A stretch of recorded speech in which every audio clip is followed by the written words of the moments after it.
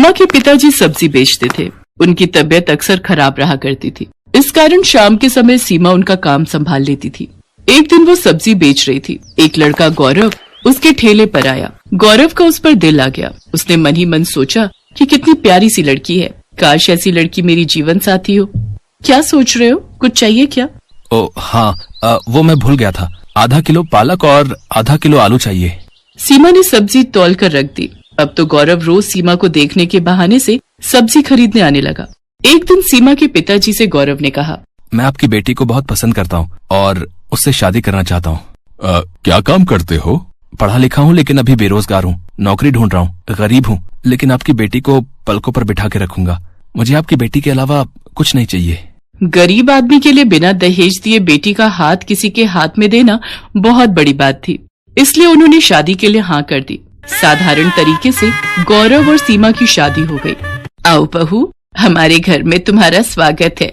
सीमा ने चारों तरफ देखा। गौरव का घर ज्यादा बड़ा तो नहीं था, मगर हाँ, उसके घर से अच्छा था। उसने सरला के पैर छुए तो सरला ने ढेरों आशीर्वाद दिए। कुछ दिनों बाद गौरव को एक प्राइवेट नौकरी मिल गई, लेकिन कुछ ही महीनों बाद वो छूट गई। ऐसे कैसे काम चलेगा गौरव? कुछ काम तो करना ही पड़ेगा। बोलो क्या करूं सीमा? है पकोड़े तलूं? डिग्रियां लेकर भी कोई जॉब नहीं मिल रही, और जो मिलती है महीने 2 महीने बाद छूट जाती है। बहू, जमा जोड़ा सब खत्म हो चुका है। इसकी नौकरी से भी क्या गुजारा है। इतने खर्चे हैं गृहस्थी के, ये भी बेचारा क्या करे। जानती हूँ माँ जी, ये भी परेशान है, लेकिन अगर ज्यादा नहीं तो थोड़े पैसों में ही कर ले। साग सब्जी का तो खर्चा निकल ही आएगा। कुछ दिनों बाद गौरव को जॉब मिल गई, लेकिन सैलरी केवल 8,000 रुपए थी। इस समय पैसों की बहुत जरूरत थी, इसलिए उसने हाँ कर दी। बहू, आज खाने में क्या बनाया है? कुछ नहीं माँ जी, घर में कोई सब्जी नहीं है। मैं सोच रही थी कि मैं घर आऊं। पापा 2-4 दिन की सब्जी तो रखी देंगे हमारे लिए। नहीं बहू, ऐसे अच्छा नहीं लगता। वैसे भी क्या कहेंगे कि खर्चा खत्म हो जाता है तो बेटी को हमारे यहाँ भेज देते हैं साग सब्जी लेने। ठीक है तो माँ जी, रोटी बना दी है। मेरी मम्मी ने थोड़ा अचार दिया था, उसी से खा लेंगे। वैसे भी सब्जी के लिए पैसे नहीं है। गौरव की सैलरी भी महीने के आखिर में मिलेगी। सीमा ने खाना परोस दिया। थाली में रोटी और अचार रख दिया। अरे आज तुमने सब्जी नहीं बनाई है क्या? सब्जी के लिए पैसे नहीं है गौरव, कुछ दिन अचार से ही खानी पड़ेगी रोटी। बहू, ये अचार तो बहुत ही लाजवाब है। ये किसने बनाया? मेरी मम्मी बनाती है माँ जी, वैसे मैं भी बना लेती हूँ। आपकी सैलरी मिल जाए तो तुम भी ये अचार जरूर बनाना। सच में बहुत बढ़िया लग रहा है। मेरी मम्मी कहती है अगर एक समय को सब्जी ना मिले तो अचार से रोटी खाई जा सकती है। अरे बहू, इतना स्वादिष्ट अचार मिले तो मैं हर समय अचार के साथ ही रोटी खाऊं। उसके कुछ दिनों बाद सीमा अपनी सास से कहती है, माँ जी, कुछ नींबू रखे थे, मैंने उनका अचार बनाया है, जरा ये भी चख कर बताओ। सच में लगता है जादू है तुम दोनों माँ बेटी के हाथों में। जो कोई खाए उंगलियां चाटता ही रह जाए। एक बात कहूँ जी? हाँ कहो सीमा। क्या ये वो लगा रखा है? ठीक से कहो, क्या कहना चाहती हो? मैं सोच रही थी इस तरह के अचार बनाकर बेचना शुरू कर दूं। वैसे भी हम दोनों सास बहू घर में सारा दिन खाली तो बैठे रहते हैं। इस बहाने हमारा समय भी कट जाएगा और हमारी आमदनी भी हो जाएगी। तुम तो बड़ी समझदार हो बहू, लेकिन मुझे अचार बनाना नहीं आता। गौरव अगर हाँ कहे तो फिर मैं आपको सब सिखा दूंगी। ठीक है, इस महीने की सैलरी आने दो, फिर तुम अचार बना लेना, ठीक है? सीमा खुश हो गई। वो 1 तारीख का इंतजार करती रही। गौरव की सैलरी मिलते ही वो कुछ अचार के मसाले, आम, गाजर, मूली, नींबू खरीद लाई और फिर दिखा दी अपनी कारीगरी। उसने अपनी सास की मदद से कई तरह के खट्टे मीठे अचार बनाए। अचार तो बन गया सीमा, लेकिन तुम इसे बेचोगी कहाँ? ये तो हमने सोचा ही नहीं। हम ये अचार बाजार में बेचेंगे, और कहाँ बेचेंगे। और दोनों सास बहू अचार के डिब्बे लेकर बाजार में चली गईं। अचार ले लो, अचार आम का लो, नींबू का लो, गाजर मूली का लो। तभी एक औरत उनके पास आती है और कहती है, बहन जी कैसे दिया ये अचार? 80 रुपए किलो है। ये तो बहुत सस्ता है, 30 रुपए किलो तो आम ही हो रहे। इसकी तो खुशबू से ही मुंह में पानी आ रहा है। पता नहीं खाने में कैसा होगा। पहले चख कर देखिए फिर खरीदिए। वाह वाह, मजा आ गया। जैसी खुशबू वैसा अचार। लाओ 1 किलो दे दो। हमारी बहू प्रेग्नेंट है, खाएगी तो उसका मन अच्छा हो जाएगा। उस दिन उनका सारा अचार बिक गया। सास बहू दोनों के चेहरे खुशी से खिल गए। वैसे ज्यादा फायदा नहीं हुआ था क्योंकि अचार उन्होंने सस्ते में बेचा था, लेकिन एक उम्मीद की किरण नजर आई कि उनका काम चल निकलेगा। अगले दिन सीमा सरला से कहती है, माँ जी आप सब्जियां काटिए, तब तक मैं मसाला बनाती हूँ। बहू, आज कुछ ज्यादा अचार बनाएंगे। और वो हर हफ्ते अचार बनाकर बेचने लगी और अब अचार ज्यादा बिकने लगा। सीमा ने सरला से कहा, माँ जी, मेरे मन में एक विचार आ रहा है। बाजार और दुकान पर हमारे ग्राहक बढ़ते जा रहे हैं, लेकिन हमारी कोई पहचान नहीं है। क्यों ना हम अपने अचार को कोई एक पहचान दे। वो कैसे? वो ऐसे, अब हम अपना अचार खुला नहीं बेचेंगे। अब हम उसको खुद तोलकर 1 पाव, आधा किलो और 1 किलो के डिब्बे में पैक करेंगे। इसका एक नाम होगा, सास बहू का अचार। हम इसे थोक की दुकानों तक पहुंचाएंगे। देखना, अगर ऐसा होगा तो हम सास बहू छा जाएंगी। लगता है मुझे भी नौकरी छोड़कर सास बहू की अचार फैक्ट्री में काम करना पड़ेगा। ये विचार भी बुरा नहीं है। पहले दुकान, उसके बाद फैक्ट्री। वाह, हम लोग बहुत अमीर हो जाएंगे, है ना माँ जी? चलो चलो, सपने देखना छोड़ो और अब काम पर लग जाओ, तभी सपना सच होगा। सुना है तुम दोनों बहुत अच्छा अचार बनाती हो, क्या हमें भी सिखा दोगी? हाँ सरिता, बिल्कुल सिखा देंगे। हमने अपनी दुकान खोली है जिसका नाम रखा है सास बहू का अचार। तुम अपने साथ और लड़कियां और बहुओं को भी ले आना। इसी बहाने वो भी अचार बनाना सीख लेंगी और हमारे यहाँ पैकिंग का काम कर लेंगी। इसके बदले हम उन्हें पैसे देंगे। अच्छा, फिर तो मैं कल ही 8-10 लड़कियों का इंतजाम करती हूँ। अगर मेहनत सच्ची हो तो दिन बदलने में समय नहीं लगता। सास बहू अचार की दुकान एक छोटी सी फैक्ट्री में बदल गई। गौरव ने अपनी जॉब छोड़ दी। अब वो अपनी गाड़ी से मार्केट में अचार सप्लाई करने लगा। माँ, मैं तो हिम्मत हार गया था, लेकिन तुम और सीमा अचार के बिजनेस को इतनी ऊंचाइयों पर ले जाओगी, मैंने तो कभी सोचा भी नहीं था। बेटा, ये सब सीमा की मेहनत का नतीजा है। नहीं जी नहीं, ये सास बहू की मेहनत का नतीजा है। सुलक्षणा सुबह से रसोई घर में तरह तरह के व्यंजन बनाने में लगी हुई है। आज उसका इकलौता नीलेश शहर से जो आ रहा है। नीलेश की पढ़ाई अभी अभी ही खत्म हुई है और उसे एक कंपनी में सुपरवाइजर की नौकरी भी मिल गई है। जैसे ही सुलक्षणा को उसके बेटे ने फोन पर नौकरी मिलने की सूचना दी तो उसकी आंखों में खुशी के आंसू आ गए थे और हर माँ की तरह वो भी उसकी शादी के सपने देखने लगी। भगवान का लाख लाख शुक्र है बेटा, तेरी नौकरी लग गई। अब तू जल्दी से शादी भी कर ले। क्या माँ, शादी? और अभी थोड़े पैसे तो जोड़ लेने दो। फोन पर नीलेश ने अपनी माँ की बात काट दी, लेकिन सुलक्षणा ने तय कर लिया था कि जब नीलेश गांव आएगा तो उसे शादी के लिए मना लूंगी। सुलक्षणा ने लगभग सारा खाना तैयार कर लिया था। बस वो नीलेश की पसंद का अचार लाने छत पर जा रही थी, तभी उसके दरवाजे पर एक कार आकर रुकी। उस कार से नीलेश बाहर उतरा। उसे देखकर सुलक्षणा सोचने लगी, नीलेश कार से आया है, पर ये तो हमेशा बस से गांव आता था। मुझसे कहता है कि पैसे जोड़ने हैं, लेकिन खुद बिना मतलब के ये लड़का पैसे बर्बाद करता है। अभी उसकी खबर लेती हूँ।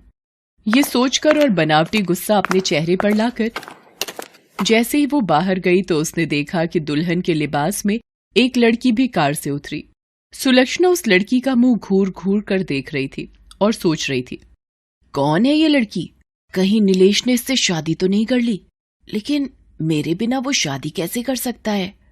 सुलक्षणा के दिमाग में कई सारे प्रश्न एक साथ आ जा रहे थे, लेकिन बिना नीलेश के बताए उसे किसी का जवाब तो नहीं मिलना था। तभी नीलेश ने उस लड़की को, जिसका नाम आरती था, उससे कहा कि आरती, ये मेरी माँ है और तुम्हारी सासू माँ। इनके पैर छूकर आशीर्वाद लो। सासू माँ? ये शब्द सुनते ही सुलक्षणा के कान खड़े हो गए। उसके जहन में चल रहे सारे सवालों का जवाब उसे मिल गया था। आरती ने उसके पैर छुए। खुश रहो बेटा, खुश रहो। नीलेश अपनी माँ का चेहरा देख रहा था। उसमें वो अपनी माँ का दर्द महसूस कर सकता था। नीलेश अपनी माँ को अचानक हुई इस शादी के बारे में बताना चाहता था, लेकिन उसके पहले ही उसकी माँ ने अपने मुंह पर उंगली रखकर उसे चुप रहने का इशारा किया और उन दोनों को बाहर ही इंतजार करने को कहा। आरती और नीलेश की समझ में नहीं आ रहा था कि आखिर माँ ने उन दोनों को बाहर क्यों खड़ा कर दिया। कुछ ही देर में सुलक्षणा अपने हाथों में आरती का थाल लेकर आई, फिर बहू की आरती उतारी, फिर वो दोनों घर के अंदर आए। माँ, तू नाराज तो नहीं है ना? शादी जैसा इतना बड़ा फैसला मैंने तेरे बगैर ले लिया। बिल्कुल नाराज हूं। तुमने चुपके से शादी कर ली, अपनी माँ को भी नहीं बताया। अरे, एक माँ के भी तो कुछ अरमान होते हैं। वो माँ जी, तुझसे कोई नाराजगी नहीं है बेटी, बस इस नालायक से है। सुलक्षणा की बात को सुनकर आरती का मन थोड़ा शांत हुआ। उसके बाद उन दोनों ने अपनी कहानी बतानी शुरू की। दोनों एक दूसरे को कॉलेज के समय से ही प्यार करते थे। कॉलेज खत्म होने के बाद नौकरी मिलते ही उन्होंने शादी करने का तय किया था। नीलेश को नौकरी मिल भी गई। आरती ने नीलेश के बारे में अपने घर में बताया, लेकिन उसके अमीर पिता ये सब सुनकर आग बबूला हो गए और उन्होंने आरती की जबरदस्ती शादी का प्लान बनाया। वो तो ऐन वक्त पर आरती घर से भाग गई, नहीं तो वो उसकी शादी कर देते। माँ जी, इसीलिए हमें इस तरह से शादी करनी पड़ी।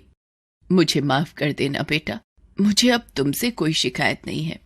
उसके बाद सुलक्षणा ने खाना परोसा और सभी ने मिलकर खाया। आरती तो सुलक्षणा के हाथों के अचार की फैन हो गई। माँ जी, मैं ये अचार थोड़ा और ले लूं? मुझे बहुत पसंद आए। सच कहिए तो मैंने शहर में इतना अच्छा अचार कभी नहीं खाया। आरती की बात सुनकर सुलक्षणा मुस्कुराकर रह गई।